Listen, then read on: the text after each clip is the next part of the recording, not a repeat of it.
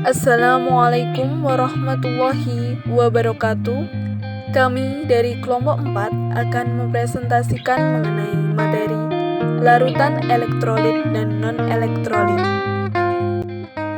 Anggota dari kelompok kami yaitu Eka Safitri dengan NIM 207200010, Nafi Mamluah dengan NIM 207200023, dan Novita Oktaviani dengan NIM 207200029. Materi pembahasan yang akan kami lakukan yaitu mengkaji Quran Surat Al-Baqarah ayat 22 dan dikaitkan dengan larutan elektrolit dan non-elektrolit.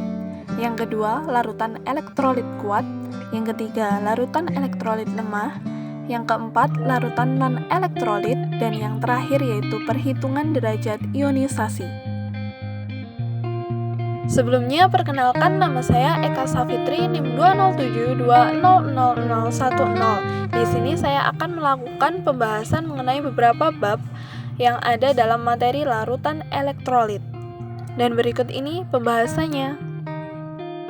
Pembahasan pertama yang akan kita lakukan yaitu mengkaji Quran Surat Al-Baqarah ayat 22 dan dikaitkan dengan larutan elektrolit dan non-elektrolit, yang mana surat ini memiliki arti, Dialah yang menjadikan bumi sebagai hamparan bagimu, langit sebagai atap, dan menurunkan air hujan dari langit, lalu Dia menghasilkan dengan hujan itu buah-buahan sebagai rezeki bagimu.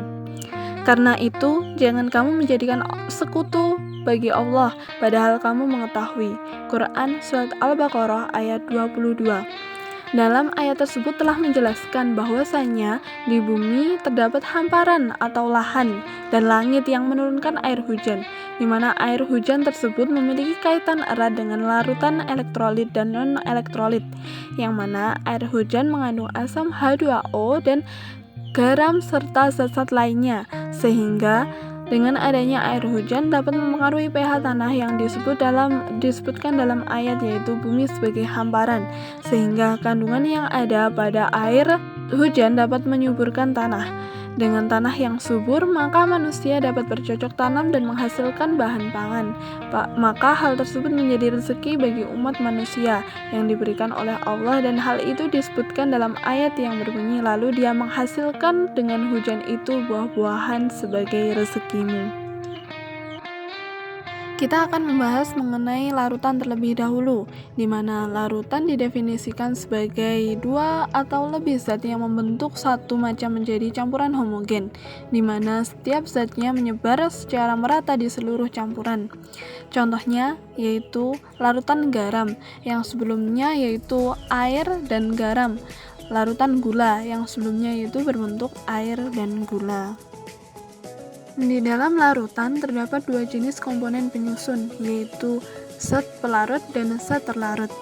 Zat pelarut merupakan sebuah zat yang digunakan sebagai media dalam melarutkan zat lainnya, serta jumlah perbandingannya akan lebih banyak bila dibandingkan dengan zat terlarut. Sedangkan zat terlarut merupakan sebuah komponen yang ada pada sebuah larutan yang perbandingannya akan lebih sedikit daripada zat pelarut pada sebuah larutan. Selanjutnya, kita akan membahas mengenai larutan elektrolit dan non-elektrolit. Larutan elektrolit merupakan suatu larutan yang dapat menghantarkan arus listrik, sedangkan larutan non-elektrolit merupakan suatu larutan yang tidak dapat menghantarkan arus listrik. Berdasarkan kuat lemahnya daya hantar listrik, larutan elektrolit dibagi menjadi dua bagian, yaitu larutan elektrolit kuat dan larutan elektrolit lemah. Larutan elektrolit dan elektrolit kuat. Konsep elektrolit pertama kali dijelaskan oleh Svante August Arrhenius dari Swedia pada tahun 1884. Arrhenius menyatakan bahwa dalam larutan, zat elektrolit terurai menjadi ion-ion bermuatan listrik dan ion-ion tersebut selalu bergerak bebas. Dalam hal ini, zat elektrolit kuat terurai sempurna sehingga menghasilkan lebih banyak ion. Sehingga larutan elektrolit kuat merupakan sebuah larutan yang terionisasi secara sempurna. Selanjutnya yaitu ciri-ciri larutan elektrolit kuat. Yang pertama, larutan elektrolit kuat bila berada di dalam air akan terionisasi secara sempurna. Yang kedua, larutan ini mempunyai derajat ionisasi yaitu 1. Yang ketiga, daya hantar listrik sangat kuat. Yang keempat, pada pengujian larutan menyebabkan lampu menyala dengan terang dan munculnya gelombang gas yang banyak di sekitar larutan atau elektroda. Yang kelima, reaksi yang terjadi yaitu reaksi irreversible yaitu satu arah. Berikut ini yang termasuk dalam elektrolit kuat yang kerap kali muncul di dalam soal. Terdapat 3 jenis yaitu asam kuat, basa kuat, dan garam. Contoh dari asam kuat yaitu HCl, HBr, Hi, H2SO4, dan HNO3. Contohnya yaitu HCl menjadi H+, dan Cl-.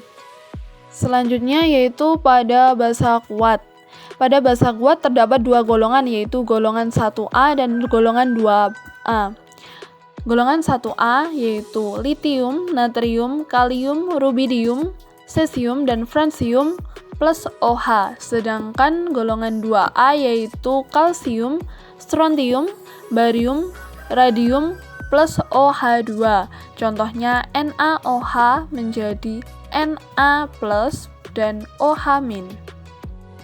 Dan yang terakhir adalah garam, di mana dalam garam terdapat NaBr dan CaCl2. Contohnya NaBr menjadi Na+, dan Br-. Baik teman-teman, kita akan beralih ke contoh soal. Contoh soal yang pertama, perhatikan gambar di samping. Coba teman-teman perhatikan gambar tersebut. Gambar yang menunjukkan ciri-ciri larutan elektrolit adalah, dan di sini karena sudah ada jawabannya, kita langsung saja. Yang benar adalah yang D, larutan 1 dan 2. Hal tersebut dikarenakan larutan 1 dan 2 memiliki nyala lampu yang terang serta muncul gelembung gas. Oke, untuk soal pertama sudah, kita lanjut ke soal berikutnya. Berikutnya kita lanjut ke soal nomor 2. Larutan di samping yang bersifat elektrolit kuat dan non-elektrolit adalah. Teman-teman bisa memperhatikan kolom di samping ya. Dan kita langsung saja. Jawaban yang benar adalah yang E, larutan nomor 2 dan 5.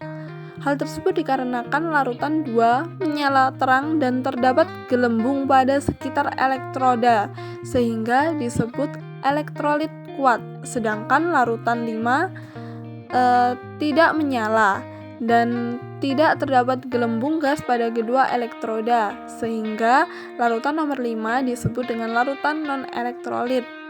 Mungkin itu dari saya. Untuk materi selanjutnya akan dibahas oleh rekan saya, dan terima kasih.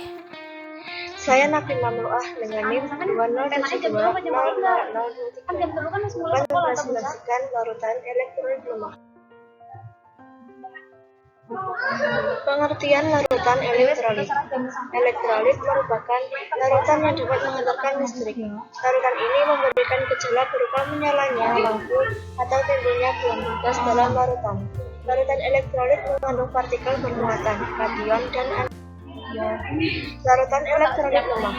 Larutan elektrolit lemah adalah zat elektrolit yang hanya terurai dan sebagian membentuk ion-ion di dalam air.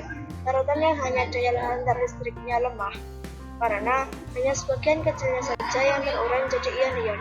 Nilai alfa pada larutan ini berada di antara 0 dan 1. 0 kurang dari alfa kurang dari 1. Yang tergolong dalam elektrolit lemah yaitu asam-asam lemah seperti CH3COOH, HCl, H2CO3, H2S. Basa-basa lemah seperti NH4OH, Ni, OH2. Garam-garam yang sukar larut seperti AgCl, CaCrO4, PbR2, dan air. Rumus elektrolit lemah.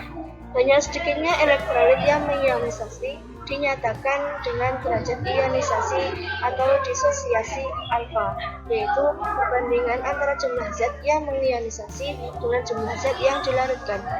Alfa sama dengan banyaknya zat yang terionisasi per banyaknya zat molar-molar. Jika semua zat yang dilarutkan mengion, maka derajat ionisasinya sama dengan 1. Sebaliknya, jika tidak ada yang mengion, maka derajat ionisasinya sama dengan 0. Jadi, pada 11 nilai derajat ionisasi alfa adalah 0 kurang dari alfa kurang.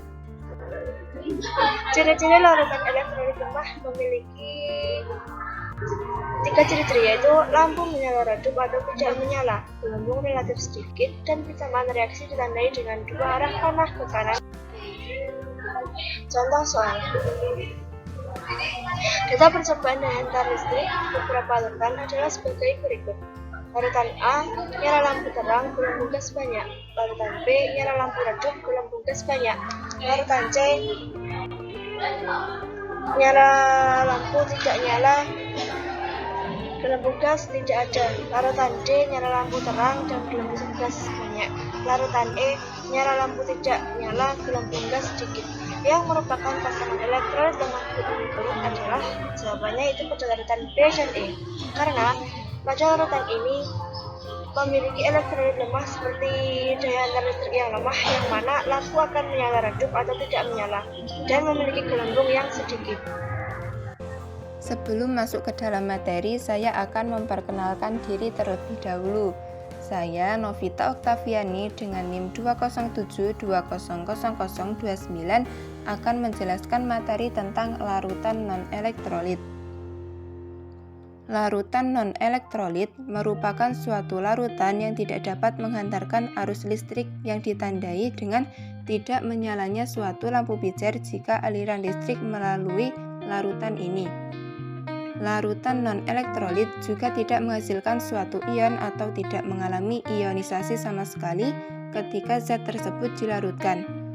Ikatan yang dimiliki oleh larutan non-elektrolit adalah ikatan kovalen yang terjadi karena adanya penggunaan elektron secara bersama dengan pasangan elektron.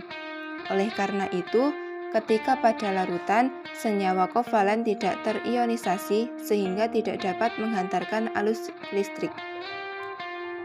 Konsep larutan non-elektrolit pertama kali dijelaskan oleh Svante August Arrhenius pada tahun 1884.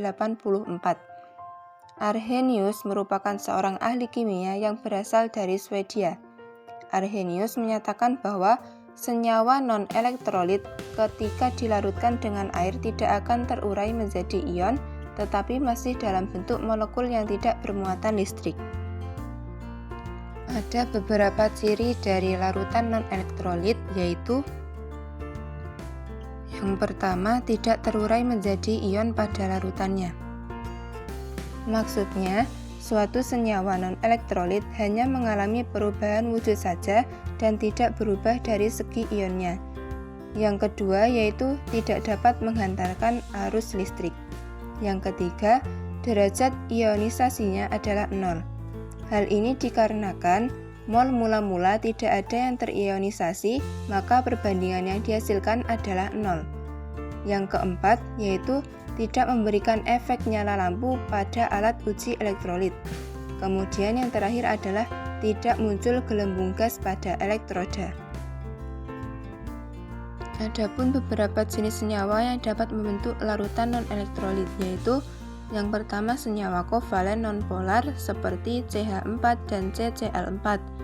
Dan yang kedua yaitu senyawa organik seperti metanol, C2H5OH, dan glukosa C6H12O6 dan gula C12H22O11. Seperti contoh persamaan reaksi gula yaitu C12H22O11 diionisasikan dan menghasilkan C12H22O11. Bentuk zat yang sama walaupun setelah dilarutkan ini adalah suatu bukti bahwa larutan gula adalah bersifat non-elektrolit. Walaupun pada penjelasan sebelumnya senyawa organik merupakan larutan non-elektrolit, namun tidak semua senyawa organik dapat menjadi larutan non-elektrolit. Contohnya yaitu pada larutan CH3COOH atau cuka yang termasuk dalam larutan elektrolit lemah. Hal ini dapat dibuktikan dengan adanya persamaan reaksi yang terjadi pada larutan cuka ini, yaitu CH3COOH terjadi ionisasi membentuk CH3COO- dan H+, sehingga larutan ini dapat menghantarkan arus listrik dan termasuk suatu larutan elektrolit, walaupun hanya memiliki daya hantar listriknya tidak begitu baik atau termasuk ke dalam larutan elektrolit lemah. Pada contoh soal yaitu tentukan apakah zat berikut tergolong elektrolit dan non-elektrolit. Yang pertama yaitu CaNO3 2 kali yang terionisasikan menjadi Ca2+ plus 2NO3-.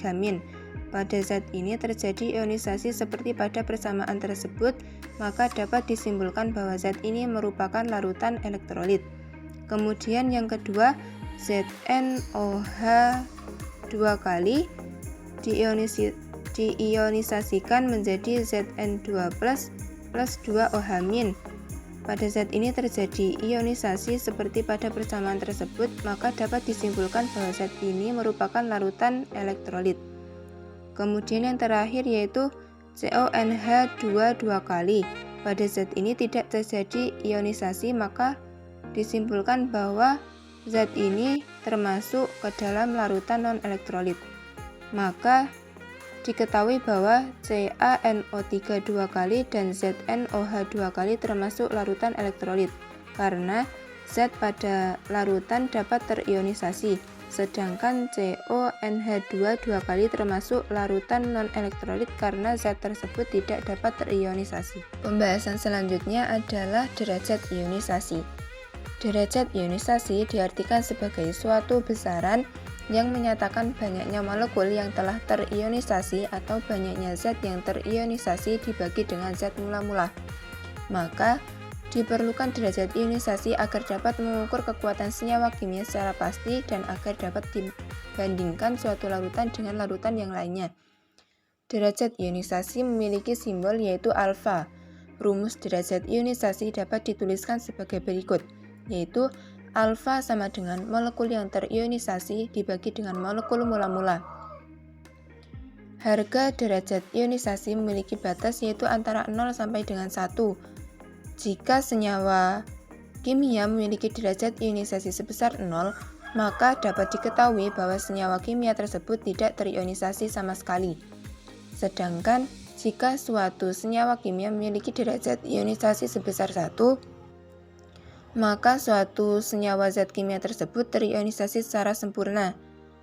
Pada kenyataannya, tidak ada zat kimia yang memiliki derajat ionisasi yang ekstrim. Derajat ionisasi yang dimiliki oleh zat kimia yang ada adalah baik sama dengan 1 atau sama dengan 0. Jika suatu zat kimia memiliki derajat ionisasi yang ekstrim, maka itu hanya merupakan suatu pendekatan untuk mempermudah perhitungan derajat ionisasi saja. Kemudian kita akan membahas tentang besar derajat ionisasi pada larutan elektrolit dan non-elektrolit. Pada dasarnya, larutan senyawa ion dan beberapa senyawa kovalen dalam air dapat terionisasi. Namun, derajat ionisasi pada larutan elektrolit dan non-elektrolit memiliki nilai yang berbeda, yaitu pada larutan elektrolit kuat, derajat ionisasi yang dimiliki adalah 1. Hal ini dikarenakan pada larutan elektrolit kuat, larutan yang dimiliki mudah untuk terionisasi.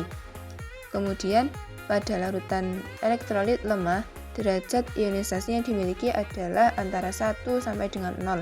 Hal ini terjadi karena pada larutan elektrolit lemah, suatu senyawa kimia memang dapat terionisasi, namun dapat dikatakan bahwa larutan ini sukar untuk terionisasi. Maka, larutan ini termasuk larutan elektrolit lemah. Kemudian yang terakhir yaitu larutan non-elektrolit. Larutan non-elektrolit memiliki derajat ionisasi sebesar 0. Hal ini terjadi karena pada larutan non-elektrolit, mol mula-mula senyawa adalah 0, dan senyawa non-elektrolit memang tidak bisa untuk terionisasi. Maka, besarnya derajat ionisasi pada larutan non-elektrolit adalah sebesar 0. Kemudian terdapat contoh soal yaitu jika diketahui 2 mol zat A dilarutkan dalam air dan memiliki zat sisa yaitu sebesar 0,16 mol, Hitung dan tentukan kekuatan elektrolit zat tersebut. Maka diketahui molekul mula-mula sama dengan 2 mol, molekul sisa sama dengan 0,16 mol. Ditanya adalah alfa. Jawab, maka kita mencari molekul terionisasi terlebih dahulu, yaitu dengan cara molekul terionisasi sama dengan molekul mula-mula dikurangi molekul sisa. Maka 2 dikurangi 0,16 adalah 1,84 mol. Selanjutnya kita masukkan ke dalam rumus, yaitu alfa sama dengan molekul yang terionisasi per molekul mula-mula sama dengan 1,84 dibagi 2 adalah 0,92. Maka dapat disimpulkan bahwa Za ini termasuk ke dalam larutan elektrolit kuat. Hal ini terjadi karena derajat ionisasi yang dihasilkan mendekati nilai 1. Sekian presentasi yang dapat kami sampaikan. Semoga presentasi kali ini dapat bermanfaat dan terima kasih. Wassalamualaikum warahmatullahi wabarakatuh.